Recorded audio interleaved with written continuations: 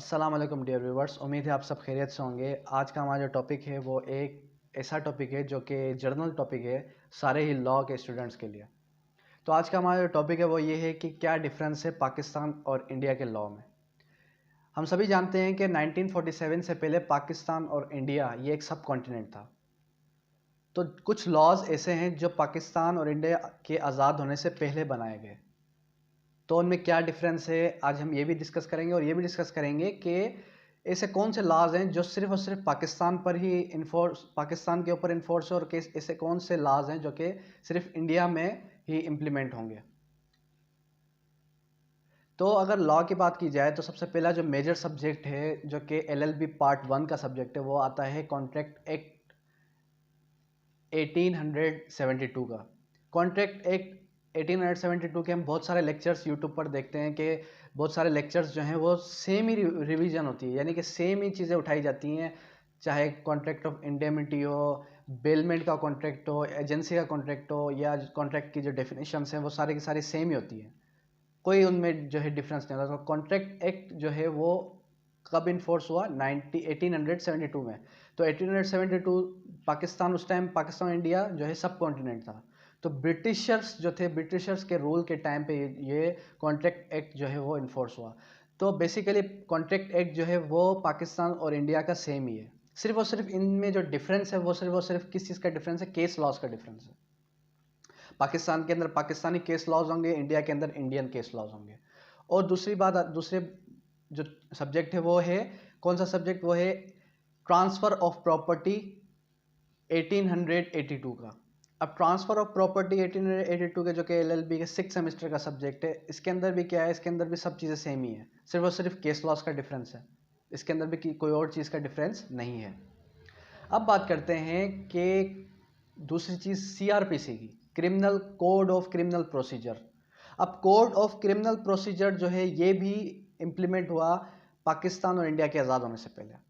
तो इसके अंदर की चार्जशीट है, इसके अंदर के जितने भी सेक्शंस हैं वो सब सेक्शंस सेम ही हैं, कोई भी डिफरेंस नहीं है। अब आते हैं पीपीसी और आईपीसी की तरफ। आईपीसी यानी इंडियन पिनल कोड, पीपीसी यानी कि पाकिस्तान पिनल कोड। अब इंडियन पेनल कोड के अंदर क्या है, जितनी भी धाराएं हैं यानी कि जितने भी सेक्शंस हैं, और पाकिस्तान पेनल के कोड के अंदर जितने भी सेक्शंस हैं, जितने भी कलमात हैं, कलम है, वो सारे के सारे सेम ही हैं। लेकिन उसके अंदर अमेंड कौन सी चीज़ हुई? पाकिस्तान पेनल कोड के अंदर अमेंड ये चीज़ हुई कि हुदूद ऑर्डिनेंस उसके साथ मर्ज कर दिया गया। जब पाकिस्तान पेनल कोड की बुक हम कंप्लीट करते हैं, बुक जब हम क्लोज करने वाले होते हैं, तो लास्ट में जो है हुदूद ऑर्डिनेंस और इन्फोर्समेंट ऑफ जिना एक्ट और इससे रिगार्डिंग हुदूद ऑर्डिनेंस यानी कि मुस्लिम लॉज जो हैं वो इम्प्लीमेंट कर दिए गए और उसके साथ मर्ज कर दिए गए।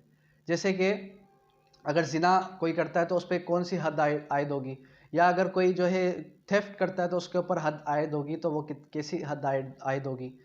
तो ये जो भी लॉज हैं पीपीसी के अंदर जितने भी सेक्शंस हैं, ये सेक्शंस जो हैं वो ब्रिटिशर्स के रूल के टाइम के हैं। इसी वजह से पाकिस्तान पेनल कोड और इंडियन पेनल कोड सेम ही है तकरीबन, लेकिन सिर्फ और सिर्फ चेंजेस किसकी हैं? चेंजेस हैं इस्लामिक लॉज की।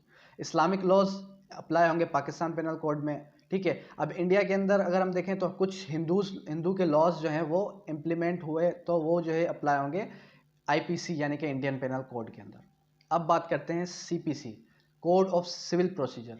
अब कोड ऑफ सिविल प्रोसीजर की बात की जाए तो कोड ऑफ सिविल प्रोसीजर के जितने भी सेक्शंस हैं, जितने भी रूल्स हैं, तो वो रूल्स और वो सेक्शंस वो भी जो है इन्फोर्स हुए थे पाकिस्तान और इंडिया के आज़ाद होने से पहले।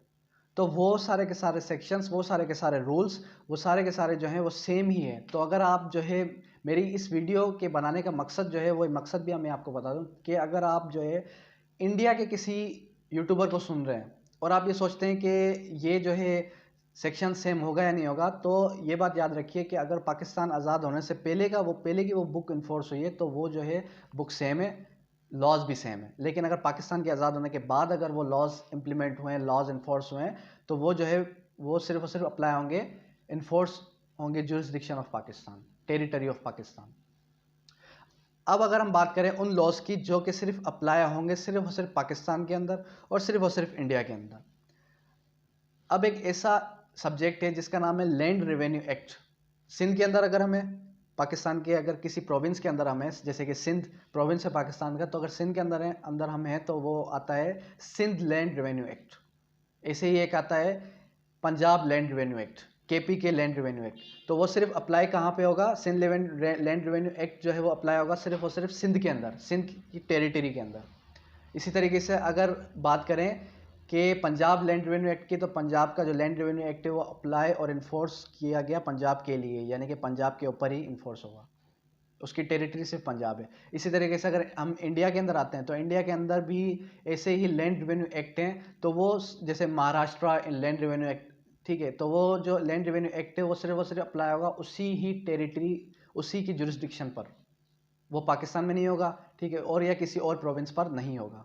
इसी तरीके से और भी लॉज हैं, ठीक है, जैसे कि सिंध टेनेंसी एक्ट या एक्सपाइजेड और भी लॉज हैं जो कि इन्फोर्स होने के बाद अब उसमें लिखा हुआ था उस बुक के अंदर कि this whole book will be enforce on the territory of this province और दिस कंट्री।